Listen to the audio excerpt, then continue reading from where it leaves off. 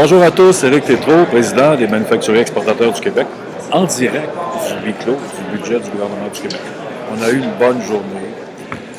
C'est un budget qui est axé sur la croissance économique, sur la relance de l'économie, clairement. Alors, ce qu'on a dit aujourd'hui, c'est qu'on est clairement dans la bonne direction, même si on n'a pas encore, on sent que du côté du gouvernement, on n'a pas encore tout l'argent nécessaire pour avoir les moyens de ses ambitions.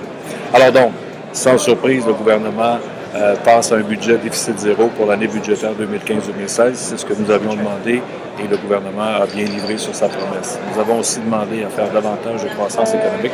Et la première chose qu'on peut voir dans le budget, il y a une baisse du fardeau fiscal des entreprises. Il y a différentes mesures qui ont été prises pour alléger le fardeau fiscal des entreprises, mais la plus spectaculaire et la plus évidente, c'est cette diminution de 11,9 à 11,5 du taux de base d'imposition pour l'ensemble des sociétés dès 2017. Il y a aussi 8 000 entreprises de plus qui ne seront pas assujetties à la loi sur la formation de la main-d'œuvre, là où vous devez consacrer 1 de vos ressources financières à la formation de la main-d'œuvre. On parle de 8 000 PME, toutes celles qui ont un chiffre d'affaires de 2 millions et moins, comparativement à celles qui avaient un chiffre d'affaires de 1 million et moins.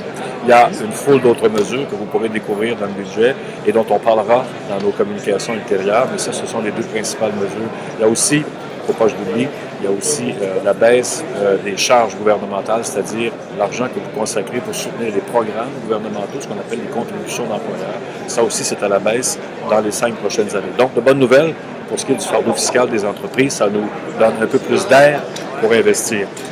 Vous connaissez nos 2 chevaux de bataille, adéquation, formation, emploi et innovation. Innovation, robotisation, automatisation qui viennent avec. Là, on a de bonnes nouvelles. Ce sont nos 2 chevaux de bataille et on a insisté lourdement dans nos rencontres avec le ministre des Finances pour qu'il y ait des mesures là-dessus. Et il y en a. D'abord, on sent clairement que du côté de l'adéquation, formation, emploi, il y a... c'est un dossier de premier ministre. Le dossier est en haut lieu. On avance rapidement. Entre autres, la Commission des partenaires du marché du travail, où on siège, nous, les manufacturiers exportateurs, se voit confier un rôle stratégique. Ce qu'on veut, c'est amener les employés, les futurs employés, en usine, sur le plancher, le plus rapidement possible. Les sortir de l'école le plus vite possible et les amener en usine le plus vite possible. Donc, il y a un coup de barre qui est donné sur les stages rémunérés en milieu de travail. Il y a une politique sur l'intégration des immigrants au marché du travail qui va requérir probablement, me dit-on, moins de connaissances du français, mais plus de connaissances techniques en tant que travailleurs pour qu'ils puissent être intégrés dans l'entreprise le plus rapidement possible. Alors voilà, pour ce qui est de l'adéquation, formation, emploi, de très bonnes nouvelles. Notre autre cheval de bataille, c'est l'innovation et la robotisation, l'automatisation des processus. Là, on trouve que le gouvernement manque un petit peu d'ambition. Clairement, ce qu'on voit, c'est que le gouvernement comprend le message, mais il n'y a pas assez d'argent sur la table, probablement dans les coffres en ce moment, pour pouvoir procéder comme il le souhaite. Alors, il y a plus de travail à faire de notre côté pour ce qui est du gouvernement, donc on vous conviera à de nombreux rendez-vous, à de nombreuses discussions et conférences pour reprendre les discussions là-dessus, continuer à pousser sur le gouvernement pour qu'il aide davantage des entreprises. Dans son message, ce que le gouvernement nous dit, c'est que le dollar canadien est faible, il y a une bonne reprise aux États-Unis, les coûts d'électricité, pas les coûts d'électricité, les coûts d'énergie sont à la baisse, donc normalement, les entreprises devraient investir davantage. C'est de l'espoir, et l'espoir, c'est pas de stratégie, comme on dit. Alors, ce qu'on dit au gouvernement, c'est soyez plus présents, essayez d'offrir dès l'an prochain un meilleur support en matière d'innovation aux entreprises. Parce que une meilleure adéquation, formation, emploi et plus d'argent dans l'innovation, ça va nous aider à exporter davantage. C'est ce qu'on souhaite faire avec nos entreprises. À part ça, il y a une foule de mesures qui vont dans le bon sens. Vous en avez déjà probablement pris connaissance.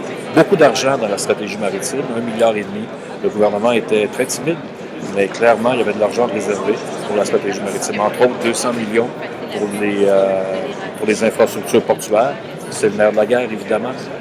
Investir dans nos infrastructures, 400 millions pour les pôles logistiques, etc., etc. Là, on voit que la stratégie maritime est sur les rails. Notre position là-dedans, c'est de dire qu'il faut que ce soit, en bout de ligne, à la fin de l'exercice, un Saint-Laurent concurrentiel, c'est-à-dire qu'il nous permet d'acheminer les marchandises plus rapidement et à moindre coût. Un guise-rollard a ses fruits, mais enfin, pour une fois, il y a de l'argent sur la table, comme on dit, pour la stratégie maritime. Pour ce qui est de la relance du plan Nord, on va faire un meilleur effort du côté du gaz naturel liquide à amener sur la côte Nord. On sent que ce n'est pas encore prêt, il y a encore beaucoup de cordes à attacher, malheureusement.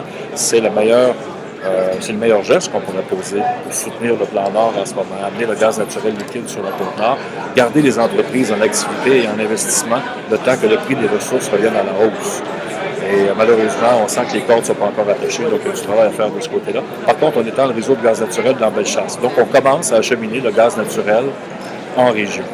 Pour ce qui est des fonds capitalisés, Fonds de solidarité, Fonds d'action de la CSN, c'est assorti d'une condition du gouvernement d'investir davantage en région, d'appuyer davantage d'entreprises en région.